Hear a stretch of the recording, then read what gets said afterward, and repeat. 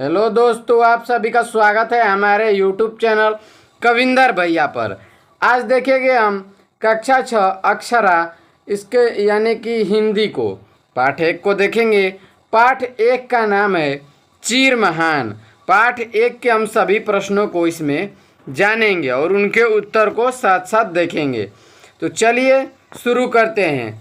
दिया है पहला प्रश्न कुछ करने को से है। एक देखिए प्रश्न है, प्रश्न नंबर 1, ईश्वर भक्ति से संबंधित अन्य कविताओं का संकलन कीजिए।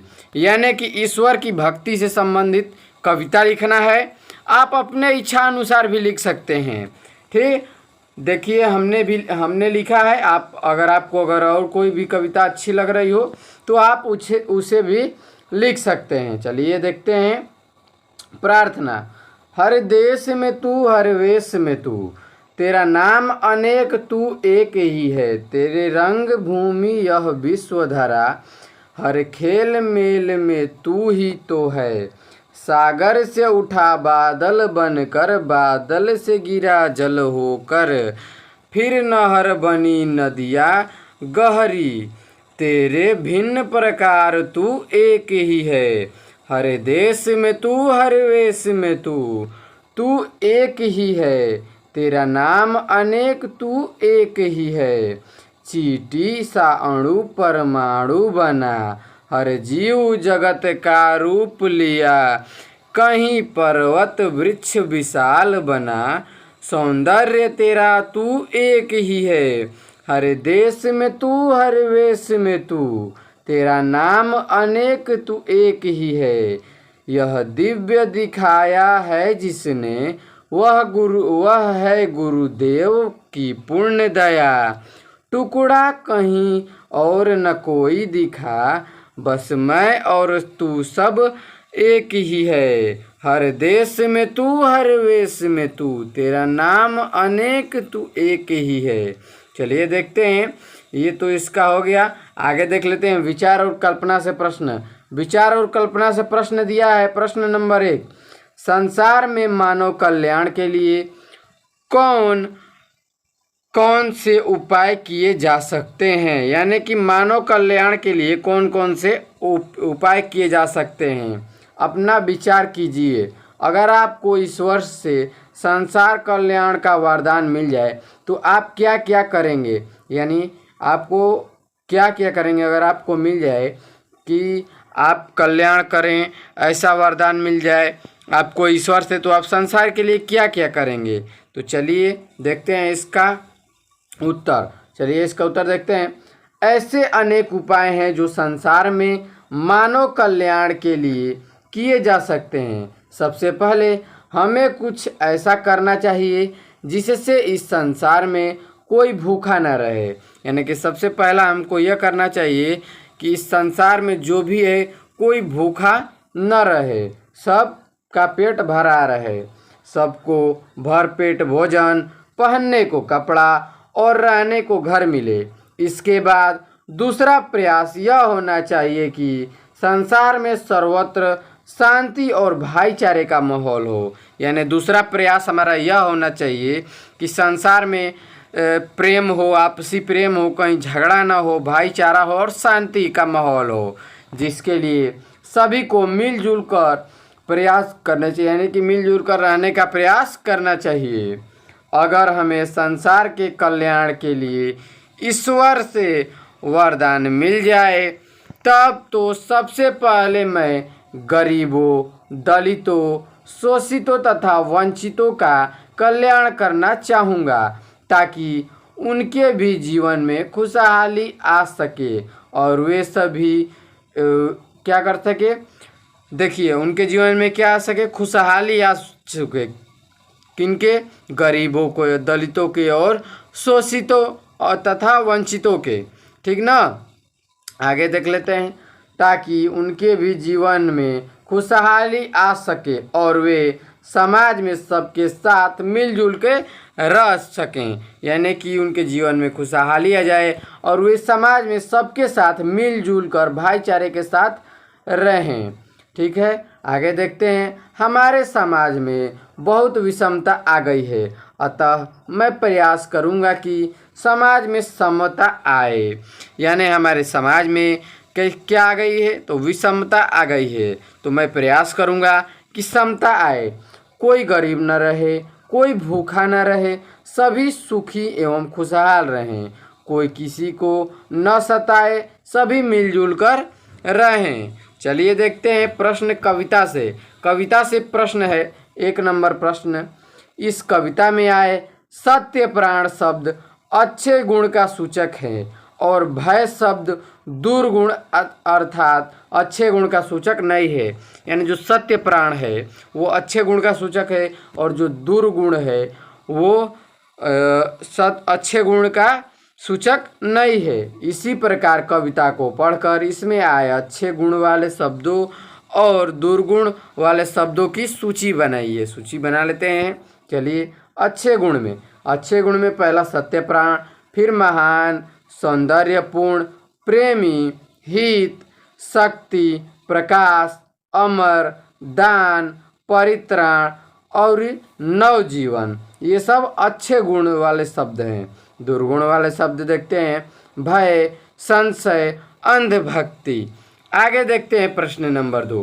प्रश्न नंबर 2 दिया है कवि विश्व में नवजीवन को बिहान क्यों लाना चाहता है। यानी जो कवि है नवजीवन का बिहान क्यों लाना चाहता है। चलिए देखते हैं इसका उत्तर। मानवता की संपूर्ण सुरक्षा, सुख, समृद्धि और विकास के लिए कवि विश्व में नवजीवन का बिहान लाना चाहता है। सुख सुरक्षा के लिए और क्या सुरक्षा के लिए, सुख समृद्धि के लिए और विकास के लिए लाना चाहता है। देखते हैं प्रश्न नंबर 3 दिया हुआ है इस कविता के शीर्षक चिर महान है। आपको इस कविता का कोई और शीर्षक देना हो तो क्या शीर्षक देना चाहेंगे। उपयुक्त शीर्षक लिखिए। यानी कि अगर आपको कह दिया जाए कि आप शीर्षक क्या देना चाहेंगे तो आप क्या शीर्षक देंगे, तो इसका उत्तर हो जाएगा इस कविता के अन्य शीर्षक हो सकता है नवजीवन का बिहान हो सकता है। ठीक ना। आगे देख लेते हैं प्रश्न नंबर 4 दिया है क नंबर। निम्नलिखित पंक्तियों का भाव स्पष्ट कीजिए। चलिए इनका भाव स्पष्ट कर लेंगे।